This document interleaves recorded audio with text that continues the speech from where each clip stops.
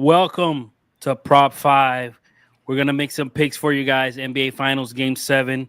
I'm here with Eric. I'm here with Austin. Before we do, though, let's address the elephant in the room.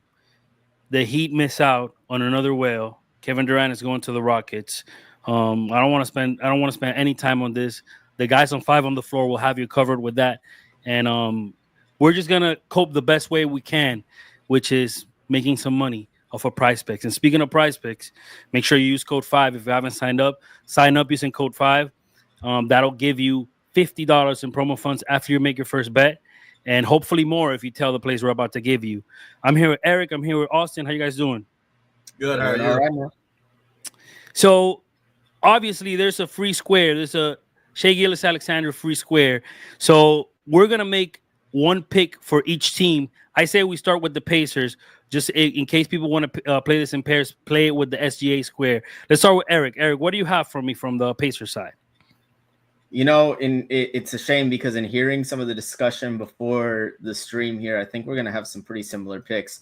I'm going to ride with Obi Toppin over 17 points, rebounds, and assists. It's a number that he's gone way over on, and I think the Pacers have gotten really comfortable with giving him heavy minutes off the bench. So I like Obi tonight, 17 points, rebounds, and assists over. I like that. Austin, what do you have? Yeah, I'm gonna agree with Eric there, and then I'm gonna go to the other role player that everybody has loved. It's Game 7. Anything can happen. We've seen role players take over many times before, as Heat fans has as well.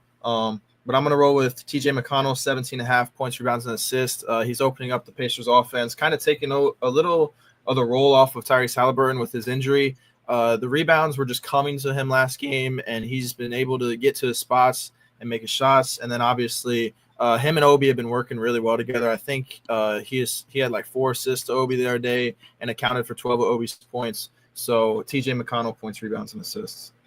I like that. And the beautiful thing about the finals is, especially when we're at Game 7, is that you kind of can't pick the same stuff over and over. I mean, we've already picked TJ before and hit on him.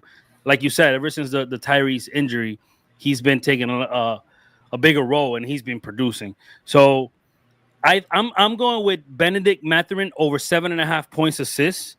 I'm just going based on trends. The only games he's missed is the last game where he had 3, but he's come through with the over at OKC twice. So I like Benedict Mathurin over 7.5 points assists. So those are perfect pairs. If you want to play them all together, you can pair it as a pair with SGA. What about from the Thunder side? Eric, what do you have for me on the Thunder side? So for the Thunder side, we've been talking about role players, and we're going to keep doing it. There's not another player on the Thunder made for Game 7 more than Alex Caruso.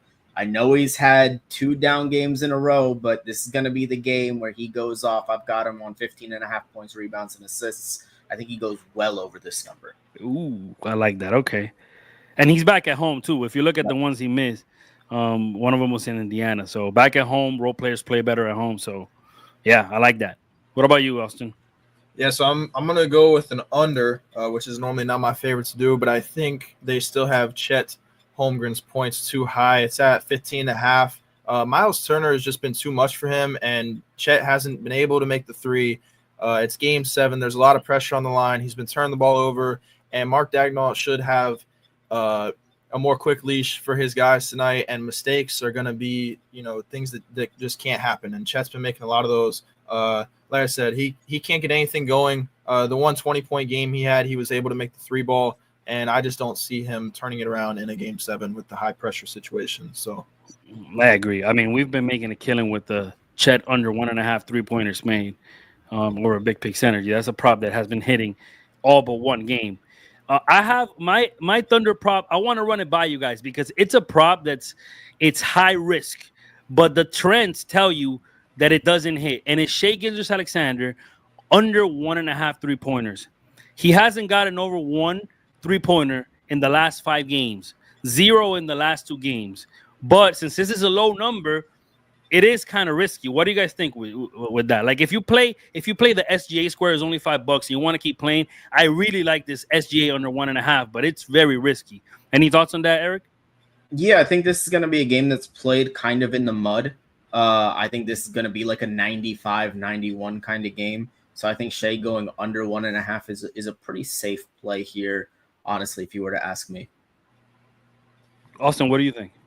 Yeah, like I said before, I'm not a huge fan of the unders, but SGA is going to be the guy that's going to have to try and slow the game down as it goes on, and his 3-point attempts would more than likely come early in the game, or B, if they're late and they need to get a spark going. But I expect it to be a close, hard-fought battle, likely in the paint, and SGA is going to be trying to get downhill, attack, do what he's best at. He's going to try and get to the free throw line. He's going to attack down low. So him making 2 threes, I don't expect that to happen as well. So we're all in agreement there. All right, good guys. I love all the props. We're gonna try to make a slip together. I'll tweet it out with all the plays that we're given here. Before we go, really quick, less than 30 seconds. Any thoughts on KD to the Rockets, Eric? For the cost, good for them. All right. What about you, Austin?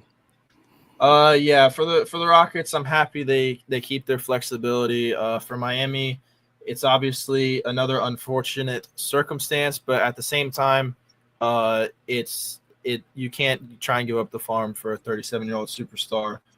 So I just need them to do something. Whether it's, finally maybe commit to a rebuild in a sense, or if they have something up their sleeve.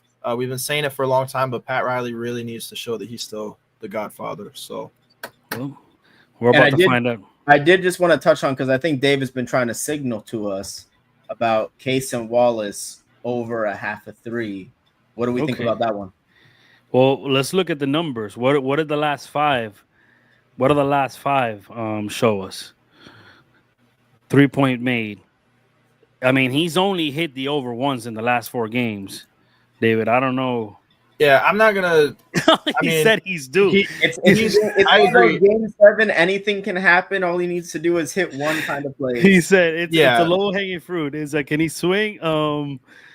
You know what? Last game he only had 1 attempt. So if he doesn't make it, I mean, then it just depends. But like I said, they're gonna need. It's game 7. Somebody off the bench is gonna have to get something started. Wallace could be that guy. It could be Dort. They just have a lot of guys, so I would just stay away from it. But well, I'll put it on the slip just for David.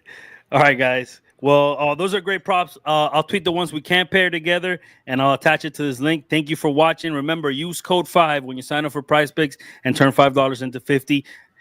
Make sure you visit Big Picks Energy. Follow my guys Eric and Austin on Twitter, and we'll see you on the other side.